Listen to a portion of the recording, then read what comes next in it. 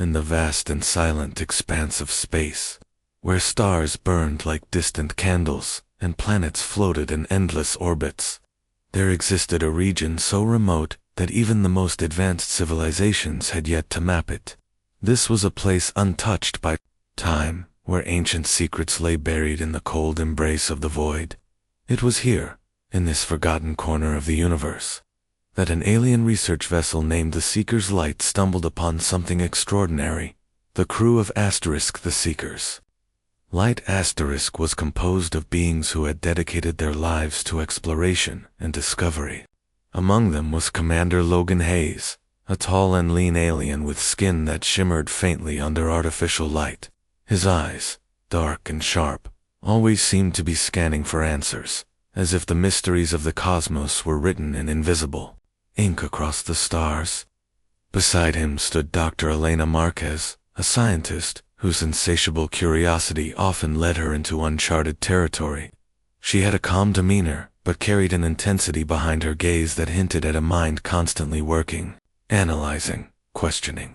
Then there was Ryan Cole, the ship's chief engineer, whose practical approach to problems masked a deep fascination with technologists, especially anything human-made. For weeks, the crew of the Seeker's Light had been traveling through this unexplored region, hoping to uncover traces of ancient civilizations or artifacts left behind by long-dead species. Their journey had been largely uneventful, until one fateful day, when their sensors picked up an anomaly. At first, it appeared to be nothing more than a cluster of debris drifting aimlessly through space. But as they drew closer, the readings became clearer. What they had found was not just debris, it was a ship. It was enormous, far larger than any vessel they had encountered before. Its surface was scarred with craters and burn marks, evidence of battles fought centuries ago. The design was unmistakably human, though it bore little resemblance to the sleek modern ships humans currently used. This was older, bulkier, built for war rather than elegance. As the crew of the Seeker's Light gazed at the massive structure, through their observation deck, a mixture of awe and unease settled over them. They had heard stories about humanity's past, tales of fierce warriors and devastating conflicts. But this was the first time they had ever seen such a relic up close. Commander Hayes wasted no time in organizing an investigation.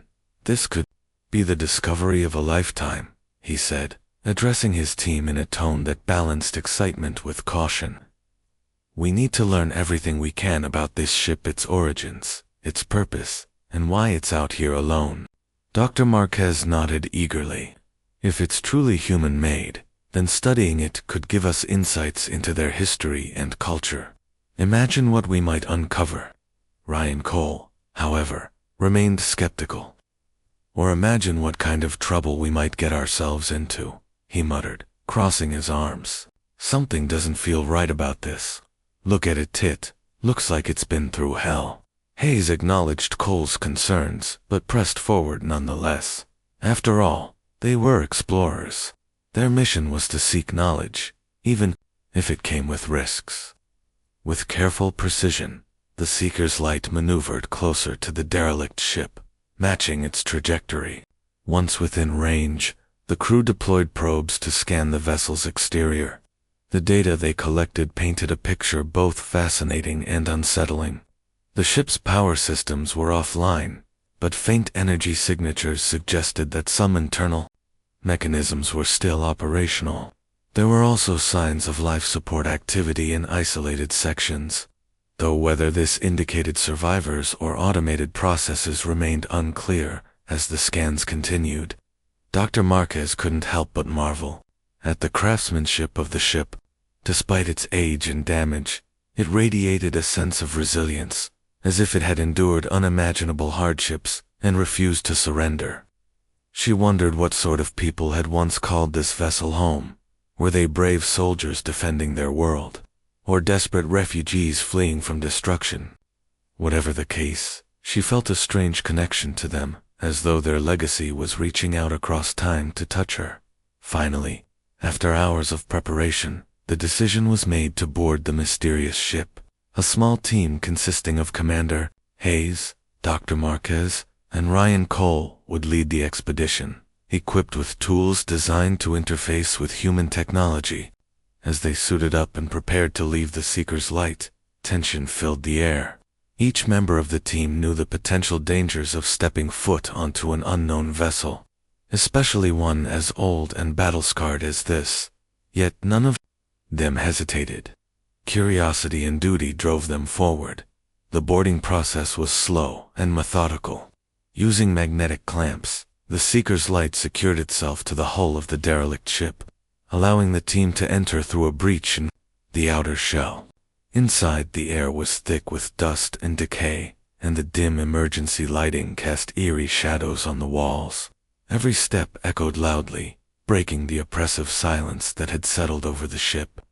It was clear that no one had walked these corridors for a very long time. Despite the gloom, the interior of the ship was impressive. Wide corridors lined with reinforced metal panels led to various compartments, each sealed shut. Control panels adorned the walls, their screens cracked or darkened. Dr. Marquez ran her fingers over one of the panels, feeling the grooves and scratches etched into its surface. "This must have been state-of-the-art in its time," she murmured. "Look at how intricate the design is." Ryan Cole, meanwhile, kept his focus on the task at hand. He carried a handheld scanner that emitted soft beeps as it analyzed the environment. "Energy readings are spotty," he reported. "Some areas are completely dead, while others show residual activity. We'll need to proceed carefully." "Commander," Hayes nodded, his expression grim. "Stay alert. If this ship has been abandoned for centuries, we don't know what kind of hazards we might encounter." Their exploration began in earnest, taking them deeper into the bowels of the vessel. Along the way, they discovered remnants of the ship's former occupants, uniforms hanging limply in storage lockers, personal belongings scattered across living quarters, and faded photographs taped to walls. These small details painted a vivid picture of the lives once lived aboard the ship. Dr. Marquez paused to examine one of the photographs, which depicted a group of smiling humans standing together. "They look so ordinary," she said softly, "like they could have been anyone." But, as they ventured further, the atmosphere grew heavier. The air seemed colder, and the silence became almost suffocating.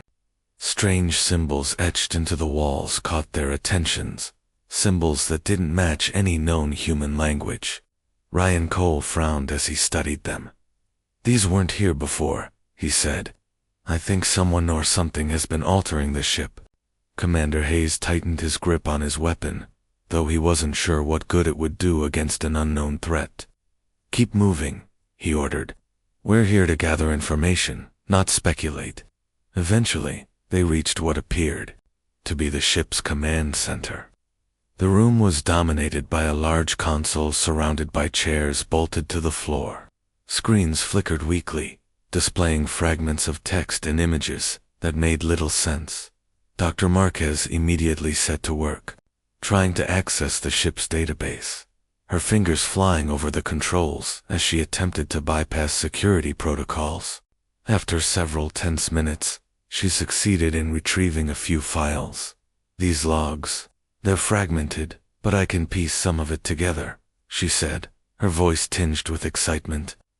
This ship was involved in a major conflict. The crew fought against an enemy unlike anything they'd ever faced, and she hesitated, her brow furrowing as she read further. "There's mention of experiments." "Experiments on the crew themselves?" Ryan Cole let out a low whistle. "That doesn't sound good. What kind of experiments?" "I'm not sure yet," Dr. Marquez admitted. "But whatever they were, they didn't end well. The logs talk about mutations, loss of control." A chill ran down Commander Hayes' spine. He glanced around the room, half expecting something to leap out at them. "We need to keep digging," he said firmly. "Whatever happened here, we need to understand it." And so, the team pressed on, unaware that they were being watched by eyes but by something far more sinister lurking within the very fabric of the ship itself. As the team from the Seeker's Light delved deeper into the mysteries of the derelict human warship, their initial excitement began to give way to unease. The command center they had discovered was a treasure trove of information, but accessing it proved more challenging than Dr. Alina Marquez had anticipated. The ship's systems were ancient and heavily encrypted, designed to resist intrusion even after centuries of abandonment. Each file she managed to unlock revealed fragments of a story that grew darker with every passing moment. The logs spoke of a crew once proud and united, tasked with defending humanity against an enemy so formidable that its very existence had been classified. This foe was described only as the Other, a term shrouded in fear and secrecy. Early entries detailed victories and strategic brilliance, painting a picture of skilled warriors unafraid to face overwhelming odds. But as the timeline progressed, the tone shifted. Confidence turned to desperation, pride to paranoia. The crew began reporting strange phenomena, equipment malfunctioning without explanation, whispers in empty corridors, and fleeting glimpses of shadowy figures where none should be. Dr. Marquez translated these accounts aloud for Commander Logan Hayes and Ryan Cole, her voice tinged with both fascination and dread. They started noticing things. Changes, she said, pausing to scroll through another corrupted log. At first, it was minor odd noises, flickering lights. Then came reports of crew members acting strangely, speaking in tongues, or disappearing altogether. Ryan frowned, his skepticism deepening. "You're telling me this ship drove them crazy? That doesn't make sense. Ships don't just mess with people's minds." "That's what makes it so intriguing," Marquez replied, her eyes gleaming with intellectual fervor. "It wasn't just psychological breakdowns. There are mentions of physical transformations, too. Some crew members became different, stronger, faster, but at a terrible cost." Hayes stepped closer, his expression grave. "What kind of cost?" Marquez hesitated before answering, her fingers hovering over the console. "Pain, madness, death." She glanced up at the others, her usual composure wavering slightly. They conducted experiments on themselves voluntarily at first, then forcibly. They thought they could adapt, evolve, become something capable of defeating the Other. Instead, they lost control. Whatever they created consumed them.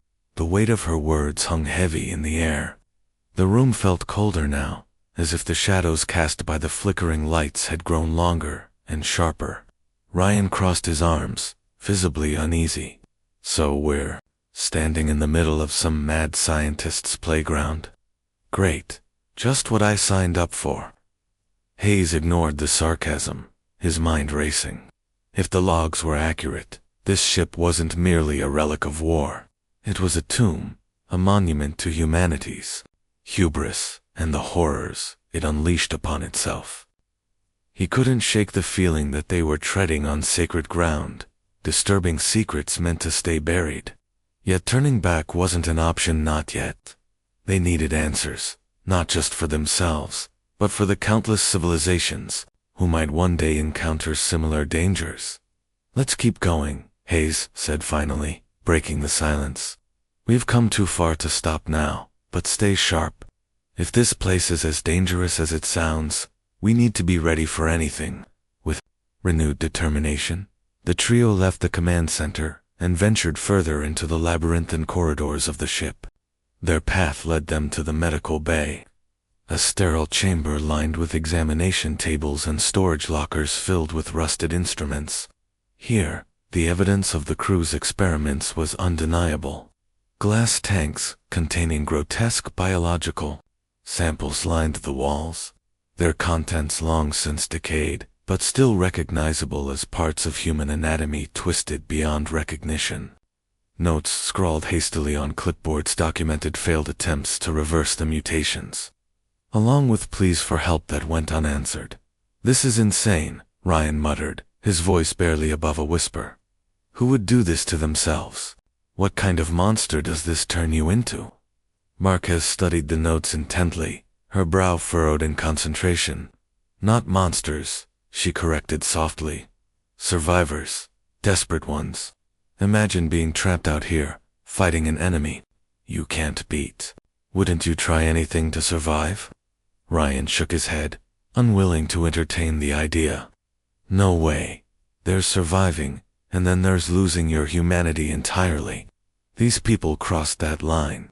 Before anyone could respond, a sudden noise echoed through the room, a metallic clang, followed by the faint sound of footsteps. All three froze, their hearts pounding as they scanned the darkness beyond the dimly lit area. The ship creaked around them, its ancient frame groaning under the strain of time, but the footsteps were distinct, deliberate. Did you hear that? Ryan asked, gripping his scanner tightly. I heard it, Hayes confirmed, raising his weapon, cautiously. Stay close. The footsteps grew louder, approaching from a nearby corridor. Marquez instinctively moved behind Hayes, her scientific curiosity momentarily overridden by primal fear, as the source of the sound emerged into view. Their collective breath caught in their throats. It was a figure, humanoid in shape but unmistakably altered. Its skin was pale and stretched taut over protruding bones, giving it a gaunt, skeletal appearance. Eyes sunken deep into its skull glowed faintly, casting an eerie light onto its distorted features. Clothing hung in tatters from its emaciated frame, revealing patches of mottled flesh that pulsed faintly with an unnatural rhythm. It moved slowly, almost mechanically, as though driven by some unseen force rather than free will. For a moment, no one moved. The creature, or whatever remained of the person it had once been, stopped, just short of entering the medical bay, tilting its head as if studying them. Then, without warning, it let out a guttural growl and lunged forward, reacting quickly. Hayes fired a non-lethal pulse from his weapon, striking the creature squarely in the chest. It staggered backward, but didn't fall, its glowing eyes narrowing with what could only be described as rage. Ryan shouted something unintelligible, scrambling to activate a containment field generator he'd brought along. Sparks flew as the device hummed to life, creating a shimmering barrier between the team and their attacker. The creature slammed against the field repeatedly, snarling and clawing at the invisible wall. Its movements were erratic, fueled by a combination of aggression and confusion. Despite its grotesque appearance, there was something pitiful about Ida, tragic reminder of the fate that had befallen the crew of the Invincible. What is it? Marquez whispered, her voice trembling. Is it alive? It's hard to say, Hayes replied, lowering his weapon slightly, but keeping his guard up. Whatever it is, it's not fully human anymore. Ryan adjusted the settings on the containment field, strengthening its hold. Doesn't matter what it is, it's dangerous. We need to get out of here. As much as they wanted to continue exploring, the encounter left them shaken. The reality of the situation was sinking, and the ship wasn't just a relic of humanity's past. It was a living nightmare, a prison for those who had dared to tamper with forces they didn't understand. Reluctantly, Hayes gave the order to retreat to the Seeker's Light, vowing to return later with reinforcements and better equipment. But as they made their way back through the ship's winding corridors, none of them noticed the subtle shift. In the environment, the lights seemed dimmer, the air heavier, and somewhere deep within the bowels of the vessel, something stirred an intelligence, older and more malevolent than anything they could have imagined. Unbeknownst to the team, their presence had awakened it, and it did not intend to let them leave. The journey back to the Seeker's Light was supposed to be straightforward.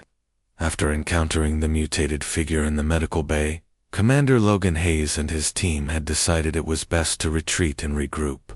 Yet, as they retraced their steps through the dimly lit corridors of the derelict warship, a growing sense of unease settled over them. The ship felt different now, more alive, more aware. Every sound echoed louder, every shadow seemed to stretch unnaturally long, and the faint hum of machinery that had gone unnoticed before now felt like a low, menacing growl. Dr. Elena Marquez walked briskly beside Hayes, her mind racing with questions about what they had just seen. She couldn't shake the image of the creature, the gaunt, distorted figure that had attacked them. It wasn't just its appearance that haunted her. It was the way it moved, as if driven by something other than instinct or survival. That thing, it didn't act like an animal, she murmured, glancing nervously over her shoulder. It knew we were there. It was hunting us. Ryan Cole brought up the rear, constantly scanning the area with his handheld device. The readings were erratic, jumping between normal energy levels and sudden spikes that made no sense. "Something's messing with my scanner," he muttered, tapping the screen in frustration. "Either this ship's systems are malfunctioning, or—" He trailed off, unwilling to finish the thought. "Or," Marquez prompted, though part of her didn't want to hear the answer. "Or something's interfering with it on purpose," Ryan finished, his tone flat but laced with unease. The trio pressed on, their footsteps echoing loudly in the oppressive silence. The deeper they went, the more the ship seemed to resist their departure. Doors that had opened easily before now required manual overrides, and sections of the corridor appeared warped or twisted, forcing them to take detours. At one point, they passed through a junction where the walls were covered in strange symbols markings that hadn't been there when they first entered the ship. "These weren't here earlier," Marquez said, stopping to examine the symbols. They were jagged and chaotic, resembling claw marks more than writing. "They look fresh." Hayes stepped closer, studying the markings with a frown. "Fresh? That's impossible. This ship's been abandoned for centuries. Nothing could have made these recently." Before Marquez could respond, a loud clang reverberated through the corridor, followed by the unmistakable sound of metal scraping against metal. All three froze, their eyes darting toward the source of the noise. It came from behind them, somewhere in the direction they had just come from. "Let's keep moving," Hayes ordered, his grip tightening on his weapon. "Whatever it is, we don't want to find out." But as they turned to leave, another sound reached their ears, a soft rhythmic tapping, almost like footsteps. Only these weren't the heavy, clumsy movements of the creature they'd encountered earlier. These were deliberate, measured, as if someone or something was following them. Ryan glanced at his scanner again, his expression darkening. "Energy readings are spiking all over the place. Whatever's out there, it's getting closer." Marquez's heart raced as she quickened her pace, clutching her data tablet tightly. Her scientific curiosity had always been her driving force, but now fear began to creep in, gnawing at the edges of her resolve. "This isn't natural," she whispered, half to herself. "This ship, it's reacting to us." Hayes didn't argue. He had sensed it too, the subtle shifts in atmosphere, the way the lights flickered whenever they paused for too long. It was as if the ship itself was alive, watching them, testing them. And yet, how could that be possible? Ships were machines, tools built by sentient beings. They didn't think, they didn't feel, or did they? The tapping grew louder, closing in on them. Ryan spun around, aiming his scanner down the corridor. "There," he exclaimed, pointing to a shadowy figure standing at the far end. Unlike the mutated creature they had encountered earlier, this figure was humanoid, its silhouette clear despite the poor lighting. It stood perfectly still, its head tilted slightly as if observing them. "Who's there?" Hayes called out, raising his weapon. His voice echoed down the corridor, but the figure didn't respond. Instead, it took a single step forward, revealing itself more clearly. It was human, or at least it had once been. The man's face was pale and gaunt, his eyes hollow and sunken. His clothes were tattered and stained, clinging loosely to his emaciated frame. But unlike the earlier mutant, this man seemed intact, almost normal, until he spoke. "You shouldn't be here," he rasped, his voice hoarse and strained. as though unused for years. Leave while you still can. Hayes lowered his weapon slightly, cautious but intrigued. Who are you? He asked. Are you one of the crew? The man nodded slowly, taking another hesitant step forward. My name is Jacob, he said. I was part of the original crew, but that was a long time ago. Marquez stepped forward, her scientific instincts overriding her fear. What happened to you? To everyone else? Jacob's gaze shifted to her, his expression unreadable. They tried to save us, he said bitterly. The experiments they promised strength, endurance, the ability to fight back. But they didn't understand what they were creating. Ryan frowned, his skepticism returning. Creating what? What exactly are you talking about? Jacob hesitated, his eyes darting nervously around the corridor. The ship, he said. Finally. It's not just a machine. It's alive. Or at least, it became alive. The experiments. They fused us with it. Our minds, our bodies, everything. We thought we were controlling it, but it was the other way around. Marquez stared at him, her mind struggling to process his words. You're saying the ship is sentient? Jacob nodded, his expression grim. Sentient, hungry, and very, very dangerous. It feeds on life, on anything that comes aboard. That's why you need to leave. Now. Hayes exchanged a glance with his team, weighing their options. If Jacob was telling the truth, staying on the ship was suicide, but abandoning their mission without fully understanding the threat posed by the Invincible felt equally reckless. Why should we trust you? Hayes asked bluntly. For all we know, you could be trying to trick us. Jacob's lips curled into a faint, humorless smile. Because I've spent centuries trapped here, watching my friends, my family, turn into monsters. Because I've seen what this ship does to those who stay too long. And because I'm the only one left who can warn you? His words hung in the air, heavy with despair.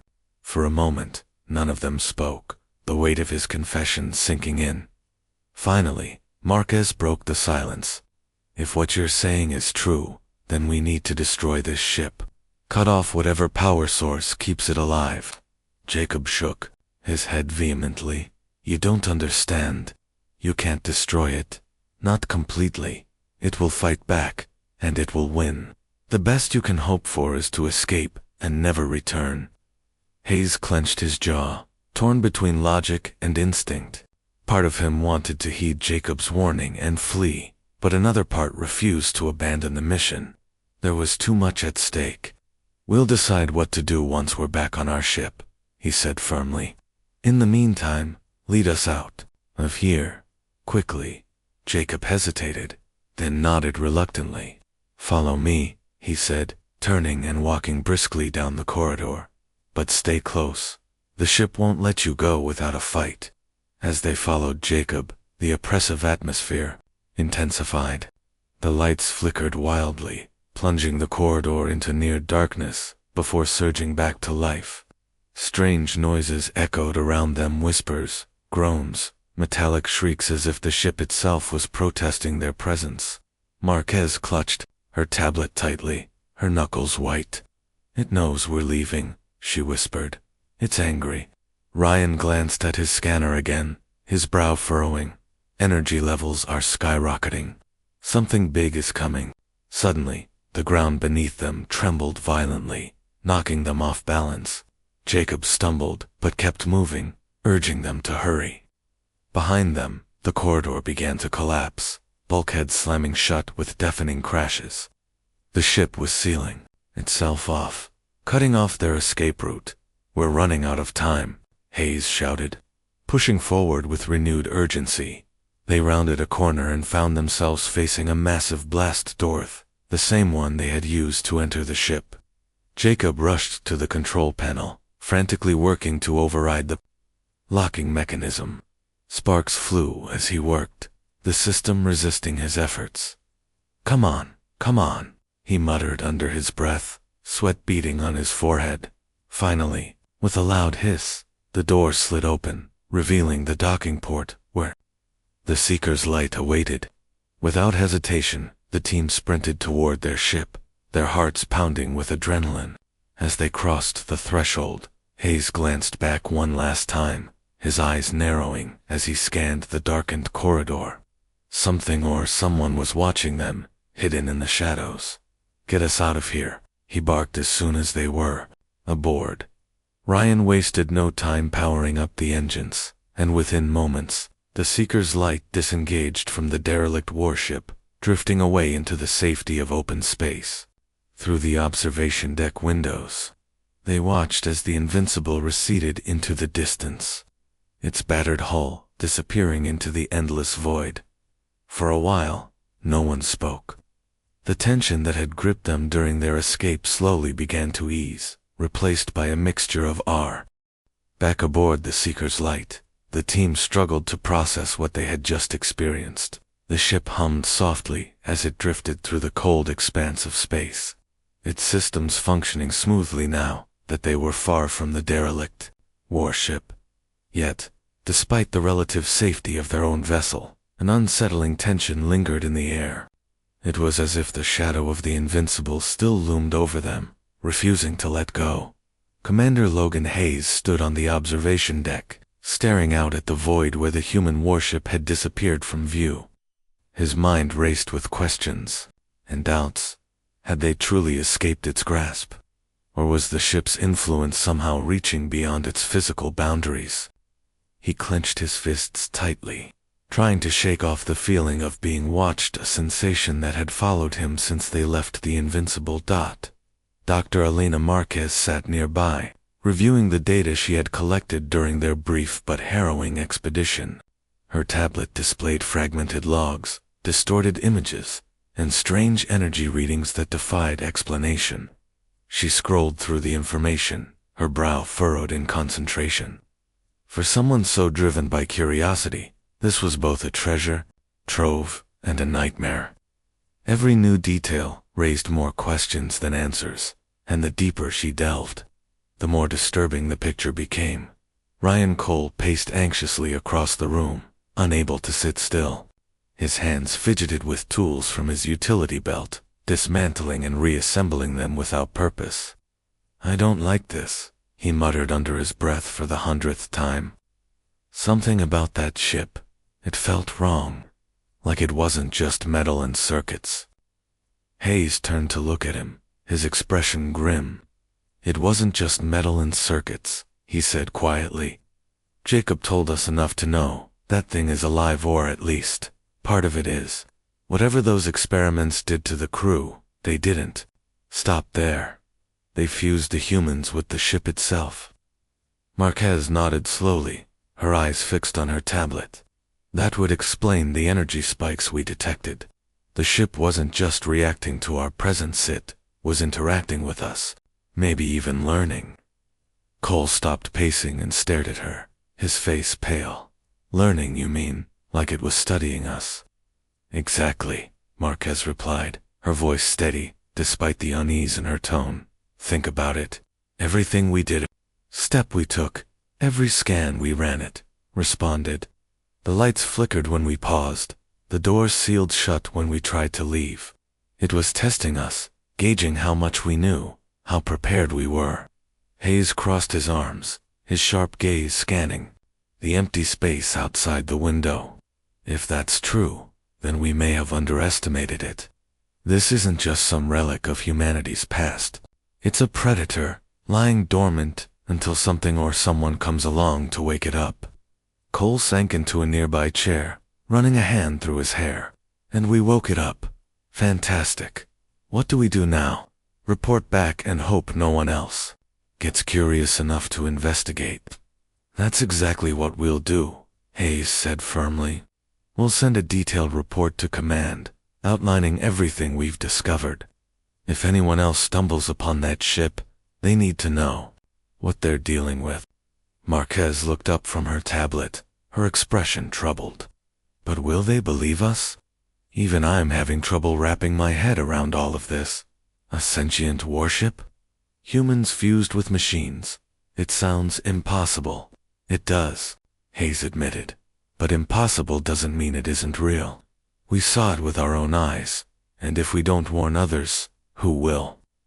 For a moment, silence fell over the room as each member of the team grappled with their thoughts.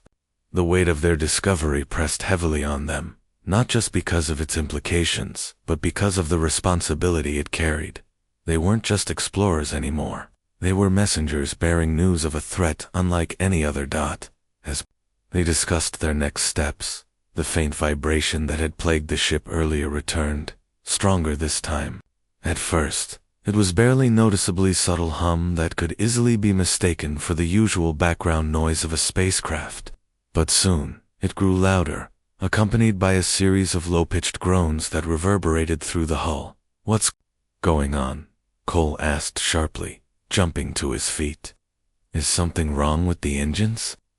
Hayes moved quickly to the control panel, checking the ship's diagnostics. "Everything looks fine," he said, his voice tense. "No malfunctions. No external threats detected." "Then why does it feel like the whole ship is shaking?" Marquez asked, gripping the edge of her seat, before anyone could answer. The lights flickered violently, plunging the observation deck into darkness for a brief moment, before surging back to life. An alarm blared somewhere in the distance, its shrill sound piercing the air. On the main screen, a series of cryptic symbols appeared, flashing rapidly in a sequence that none of them recognized. "This isn't right," Cole muttered, rushing to his scanner. "These readings, they're coming from inside the ship." Hayes' eyes narrowed as he studied the symbols on the screen. Despite their chaotic arrangement, there was something eerily familiar about them. "Those markings," he said slowly. "They're the same ones we saw on the walls of the Invincible. The ones Jacob warned us about." Marquez's blood ran cold. "You think the ship followed us? That it's here, on our ship?" "It's not just here," Hayes said grimly. "It's inside." The realization hit them like a punch to the gut. Somehow, the Invincible had managed to infiltrate the Seeker's light, embedding itself within their systems. Whether through residual energy traces or some form of biomechanical infection, the alien entity had hitched a ride, biding its time until it could strike. "What do we do?" Marquez asked, her voice trembling. "How do we fight something we can't even see?" "We isolate it," Hayes said decisively. "Ryan, shut down all non-essential systems. Contain whatever this thing is to one section of the ship." Cole nodded and sprang into action, his fingers flying over the controls. As auxiliary systems powered down, the vibrations lessened slightly, though the groaning persisted. Meanwhile, Marquez accessed the ship's internal sensors, attempting to pinpoint the source of the disturbance. "There," she exclaimed suddenly, pointing to a flashing red dot on her tablet. "Section C7. That's where the energy spike is concentrated." "Let's move," Hayes ordered, grabbing his weapon. "Stay close, and keep your eyes open. If this thing can spread, it'll try to take control of anything it touches." The trio made their way cautiously toward Section C7, their footsteps echoing through the eerily quiet corridors. The ship's usual hum had been replaced by an oppressive silence, broken only by the occasional groan of metal. Each step felt heavier than the last, as if the very air around them was resisting their progress. When they reached the designated area, they found the door sealed shut, its surface covered in the same jagged symbols they had encountered earlier. The metal seemed warped, bulging outward as if something was pressing against it from the other side. "It's trying to break through," Cole whispered, backing away instinctively. Hayes raised his weapon, aiming at the door. "Stand back. I'm going to blast it open." "No," Marquez shouted, grabbing his arm. "If you breach that seal, whatever's inside will spread uncontrollably. We need another way." Her words gave him pause. Lowering his weapon, Hayes glanced at the rest of the team. "Suggestions?" Marquez hesitated, her mind racing. Then, an idea struck her. "The containment field generator. If we set it up here, we might be able to trap the entity inside once the door opens. Cole nodded, already retrieving the device from his pack. It's risky, but it's better than letting it loose. Working quickly, they positioned the generator around the doorway, ensuring it formed a tight barrier. Once ready, Hayes gave the signal, and Cole triggered the override mechanism. With a loud hiss, the door slid open, revealing a scene straight out of a nightmare. The interior of the compartment was unrecognizable. Walls and floors were coated in pulsating organic material, glowing faintly with an unnatural light. Strange. Tendrils snaked across the surfaces, writhing and twisting as if alive. In the center of the room floated a swirling mass of energy, crackling and sparking erratically. "What is that?" Cole stammered, his voice barely above a whisper. "The heart of the infection," Marquez said, her tone awestruck. "It's feeding off the ship's power, growing stronger by the second." Hayes tightened his grip on his weapon. "We need to destroy it, now." As if sensing their intentions, the mass surged forward, sending tendrils lashing out toward them. The containment field held firm, trapping the entity within, but the strain was evident. Sparks flew as the generator struggled to maintain the barrier. Ryan reinforced the field. Hayes barked, stepping closer to the chaos. Cole worked frantically, adjusting the settings to bolster the containment field. Meanwhile, Marquez analyzed the energy readings, searching for a weakness. "It's vulnerable to electromagnetic pulses," she shouted.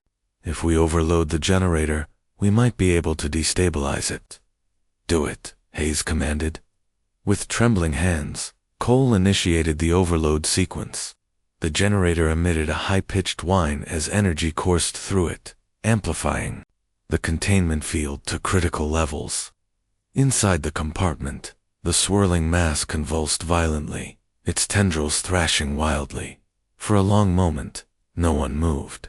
The oppressive atmosphere lifted, replaced by an eerie calm. Slowly, Hayes lowered his weapon. The aftermath of the explosion left the Seeker's light in disarray. Smoke lingered in the air, and the acrid smell of burnt metal clung to everything. The crew worked tirelessly to repair the damage caused by the entity that had infiltrated their ship. Commander Logan Hayes stood at the center of the chaos, directing his team with calm precision despite the turmoil swirling inside him. He knew they had narrowly escaped disaster, but the cost of their survival weighed heavily on his conscience. Dr. Elena Marquez sat hunched over a diagnostic console, her hands trembling slightly as she reviewed the data from the containment field generator. Her mind raced with conflicting emotions: relief that they had neutralized the threat, guilt for bringing it aboard their ship, and fear that it might not be truly gone. "We got lucky," she muttered under her breath, though the words felt hollow even to her. Luck wasn't something she trusted, especially when dealing with forces beyond comprehension. Ryan Cole was elbow-deep in wires, attempting to restore power to several critical systems that had been fried during the electromagnetic pulse. His frustration was evident in the way he cursed under his breath, yanking cables free and reattaching them with practiced efficiency. "This shouldn't have happened," he grumbled, glancing up at Hayes. "If we'd been more careful back on the Invincible, maybe none of this would have happened." Hayes didn't respond immediately. Instead, he walked over to a nearby viewport, staring out into the vast emptiness of space. The derelict warship was long gone from sight, but its presence loomed large in his thoughts. "Careful doesn't always cut it," he said finally, his voice low and measured. "That thing, it wasn't just some malfunction or alien parasite. It was intelligent, calculating, and it knew exactly how to exploit us." Marquez nodded absently, still scrolling through the data. "It adapted faster than anything I've ever seen. Even after we isolated it, it found ways to resist. If we hadn't overloaded the generator..." She trailed off, unwilling to finish the thought. Cole straightened, wiping grease-streaked hands on his uniform. "So what now? Do we just pretend like nothing happened and hope no one else finds that death trap?" "No," Hayes replied firmly. We report everything, every detail, every log, every encounter. Command needs to know what we're dealing with, but first, we need answers. We can't go back blind. Marquez looked up sharply. You want to go back after what just happened?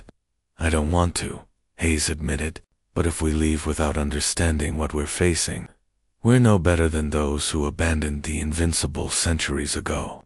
This isn't just about Usits, about everyone who might cross paths with that ship in the future. His words hung heavy in the air, silencing any further protests. Despite their exhaustion and fear, both Marquez and Cole understood the gravity of the situation. They couldn't afford to turn away, not when the stakes were so high. Over the next several hours, the team worked together to piece together what they could from the fragmented logs and energy readings collected during their initial expedition. Marquez focused on decrypting additional files, uncovering snippets of information that painted an increasingly horrifying picture of the Invincible's final days. One entry stood out among the rest, a desperate message from Captain Reynolds, the ship's commanding officer. The experiments were supposed to save us, to make us stronger, faster, smarter, but they lied. They never told us the truth. The ship, it's alive. It feeds on us, on our pain, our fear, our memories. It won't stop until there's nothing left. The message ended abruptly, cutting off mid-sentence. Marquez stared at the screen, her stomach churning. She turned to Hayes, her face pale. He knew, she whispered. The captain knew what was happening. He tried to warn them, but it was too late. Hayes nodded grimly, absorbing the implications. And now, it knows about us, about our technology, our weaknesses. If we don't figure out how to stop it, it'll keep spreading. As dawn broke, or rather, as the artificial lighting aboard the Seeker's light simulated the passage of time, the team convened in the briefing room to discuss their next move. The atmosphere was tense, each member grappling with their own fears and doubts. Cole leaned against the wall, arms crossed, while Marquez sat at the table, surrounded by scattered notes and tablets. Hayes stood at the head of the room, his expression unreadable. We have two options, he began, his voice steady but firm. 1. We send our report to command and wait for reinforcements before returning to the Invincible. 2. We go back now, while the trail is fresh, and try to learn as much as we can before it's too late. Cole raised an eyebrow skeptically. Option 2 sounds like a suicide mission. We barely survived last time. And Option 1 risks losing whatever edge we gained, Marquez countered, surprising even herself with her conviction. If we wait, the ship will adapt again. It'll anticipate us. We might not get another chance. Hayes nodded slowly, appreciating her perspective. Exactly. Time isn't on our side. If we act quickly, we might be able to find a way to neutralize it permanently, or at least contain it. After a long pause, Cole sighed and uncrossed his arms. Fine, let's do it. But if we die, I'm blaming both of you. Despite the tension, a faint smile passed between them, unspoken acknowledgement of the bond they had formed through shared adversity. With renewed determination, the team prepared for their return to the derelict warship. This time, however, they approached the task with caution, bordering on paranoia. Extra weapons were distributed, portable containment fields were prepped, and every system aboard the Seeker's Light was double-checked for vulnerabilities. When they arrived back at the coordinates where they had last encountered the Invincible, the sight of the massive vessel sent shivers down their spines. Drifting silently in the void, it appeared unchanged, yet somehow darker, more menacing. As the Seeker's Light drew closer, Hayes gave the order to dock once again, his jaw set, with resolve. Stepping onto the Invincible for the second time felt like entering a nightmare. The air was colder, heavier, pressing down on them like a physical weight. The same eerie silence greeted them, broken only by the faint hum of residual energy coursing through the ship's veins. Marquez activated her scanner, noting immediately that the energy signatures were different, stronger, more erratic. "It's awake," she murmured, her voice barely audible, "and it knows we're here." Hayes signaled for quiet as they moved deeper into the ship, their footsteps echoing ominously through the corridors. The walls bore fresh markings, deep gouges, and symbols etched into the metal, pulsing faintly, with a sickly green glow. Each step forward felt like walking into the jaws of a predator, its breath hot on their necks. They reached the command center, where the bulk of their previous discoveries had been made. The consoles were still active, their screens flickering with distorted images and cryptic text. Marquez approached cautiously, her fingers hovering over the controls. "If we can access the mainframe again, we might be able to locate the core, the source of the ship's consciousness." Before she could begin, a low rumble reverberated through the room, followed by the sound of grinding metal. The lights dimmed, plunging the area into near darkness. Then, from the shadows, a voice emerged, a chorus of whispers overlapping and intertwining, forming words that chilled them to the bone. "Why have you returned?" it asked. "Neither male nor female, human nor machine. You cannot destroy me. You cannot escape me." Hayes stepped forward, raising his weapon defiantly. "We're not here to destroy you," he said, his voice steady, despite the fear clawing at his chest. "We're here to understand you." For a moment, there was silence. Then, the voice responded, laced with mockery and malice. "Understanding is futile. You are but insects, crawling across my surface. Leave now, or become part of me." Behind Hayes, Marquez, and Cole exchanged nervous glances. The entity was testing them again, probing their resolve. But this time, they refused to back down. "We choose to fight," Hayes declared, his tone unwavering. "And we'll find a way to stop you." The ship groaned in response, the ground trembling beneath their feet. Lights flashed erratically, and tendrils of organic material began snaking out from the walls, reaching toward them like grasping hands. The battle for control had begun, and this time, retreat was not an option.